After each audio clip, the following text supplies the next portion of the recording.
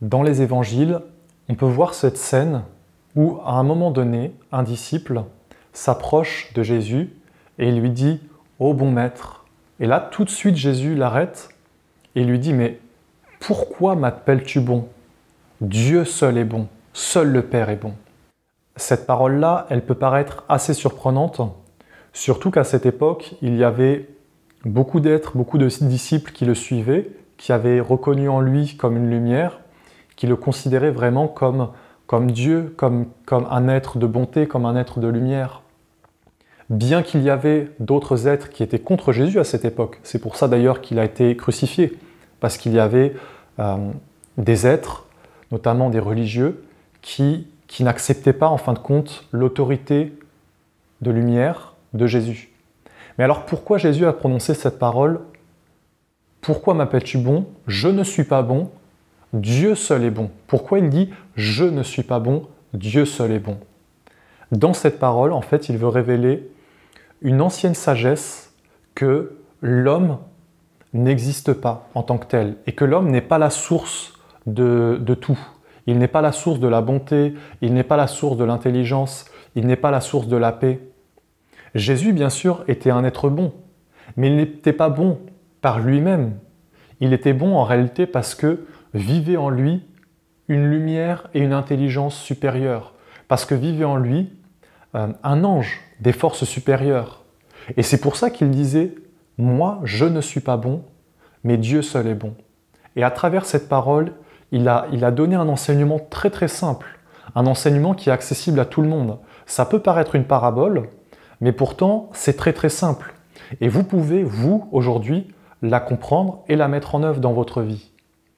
Par exemple, un être qui est bon ou qui est dans l'amour, ce n'est pas lui qui est bon ou ce n'est pas lui qui est dans l'amour. Ce n'est pas son amour à lui, ce n'est pas sa bonté. C'est qu'il porte une bonté qui ne vient pas de lui. Mais il est comme un réceptacle. Soit il a un héritage, par exemple, il a un bon karma, une bonne lignée, et donc il porte un bon héritage de bonté, un héritage d'amour, un héritage de bien. Vous allez avoir des êtres, par exemple, qui vont être doués naturellement pour la paix, pour amener une atmosphère paisible, une atmosphère sereine et harmonieuse, parce qu'ils vont porter un héritage. Mais ce n'est pas eux, c'est une lumière qui vit à travers eux. Il y a cela, de porter un héritage, et il y a d'autres êtres. Et Jésus, à travers cet enseignement, il veut parler de ça, il ne le dit pas bien sûr, c'est la partie de l'enseignement qui ne le dit pas, mais qu'il faut deviner, qu'il faut aller chercher soi-même pour comprendre et pour marcher sur son chemin. Parce que vous voyez, Jésus, il parlait et il disait des paraboles, et en réalité, il y a toute une partie qui cachait. Et d'ailleurs, à un moment donné, les disciples de Jésus lui demandent « Maître, pourquoi parles-tu en parabole ?» Et là, Jésus leur répond « Il ne leur a pas été donné de comprendre les mystères du royaume de Dieu. Seuls ceux qui étaient capables d'entendre derrière la parole et de saisir son enseignement à travers le côté subtil, c'est-à-dire qui avait éveillé une sensibilité, qui avait éveillé une pensée, une sensibilité dans la pensée, étaient capables de comprendre son enseignement. Donc, son enseignement, la partie de son enseignement qu'il n'avait pas révélée, c'est que il est possible pour l'homme, lorsqu'il est éveillé dans une connaissance et dans un savoir-faire supérieur, d'appeler et de devenir un calice pour des anges, pour des êtres supérieurs, comme par exemple l'ange de la paix. Si tu veux être en paix, tu dois devenir un réceptacle pour l'ange de la paix. Et si tu connais cette science de devenir un réceptacle pour la paix, qui est la science des Esséniens, qui est la science de la tradition de la lumière, alors tu peux porter une lumière. Par exemple, tu peux porter en toi la présence de l'ange de la paix, mais toi-même, en tant qu'humain, en tant qu'être humain, tu n'es pas la paix. Par exemple, dans ta personnalité, moi je m'appelle Antoine, j'ai une personnalité, mais cette personnalité, elle n'est pas la paix. Par contre, je peux, par un travail conscient, devenir un calice pour la paix peut venir en moi, et je peux devenir un serviteur de la paix, c'est-à-dire répandre la paix par ma pensée, par ma parole, par mon souffle, par mes actes et mes œuvres, mais fondamentalement, la paix, elle est de Dieu et elle vient de Dieu. C'était l'enseignement profond de cette parole.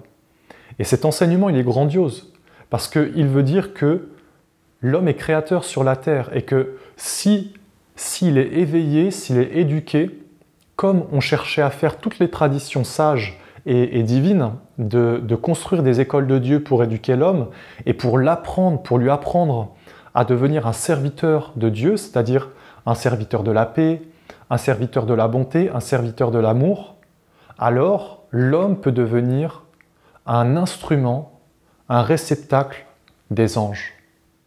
Vous avez le fondement de l'enseignement des Esséniens. L'enseignement des Esséniens que je vous partage sur cette chaîne, que vous pouvez retrouver à travers la Bible essénienne, mais que vous pouvez retrouver à travers les anciennes traditions, si vous savez lire bien sûr, si vous savez comprendre, si vous avez éveillé une compréhension ésotérique, c'est-à-dire qui traverse ses apparences, vous pouvez retrouver cet enseignement partout. Vous pouvez le retrouver dans le Coran, dans la Bible, dans le Tao Te Ching, dans les paroles du Bouddha, dans les textes de l'Inde, dans toutes les anciennes traditions sous différentes formes. Vous pouvez le retrouver par exemple dans les temples égyptiens. Dans les temples égyptiens, on apprenait à l'homme à devenir un réceptacle de force supérieure. Ça lui prenait de nombreuses années d'études et d'éducation, d'expérimenter, de méditer, d'apprendre, jusqu'à acquérir un degré de maîtrise. Et une fois que le degré de maîtrise était atteint, alors l'être pouvait être un réceptacle d'un Dieu. Par exemple, le Dieu de l'amour. L'amour, à la base, c'est une divinité. Et un être humain bien éduqué, bien préparé, il peut devenir un réceptacle du Dieu de l'amour. Quand vous voyez Jésus qui parle, vous avez devant vous un être qui est devenu un réceptacle, un instrument du Dieu de l'amour, du Dieu de la bonté, du Dieu de la vérité et de la lumière. C'est par cette connaissance que Jésus dit « Moi, Jésus, je ne suis pas bon, mais Dieu en moi est la bonté. Le Dieu de la bonté est bon à travers moi et je peux devenir un serviteur du Dieu de la bonté. Mais en tant qu'être individuel, je ne suis pas la bonté.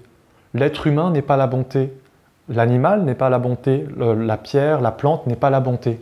C'est un principe supérieur qui vit éternellement et qui vient du royaume du Père. Ce qu'on appelle le Père, en fin de compte, c'est l'origine, la source, c'est le monde d'où tout est né. Toute la création que nous connaissons, tous les mondes que nous connaissons, viennent du Père.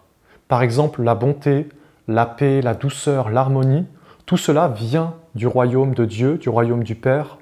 Et le chemin pour les êtres humains qui veulent vivre avec un monde supérieur, c'est-à-dire qui veulent vivre avec Dieu, c'est d'apprendre à devenir des réceptacles et des instruments de principes supérieurs comme la paix, comme la bonté. Accomplir cela, ça nécessite vraiment toute une éducation, une formation pour acquérir des organes de la lumière, de la sagesse et de l'intelligence.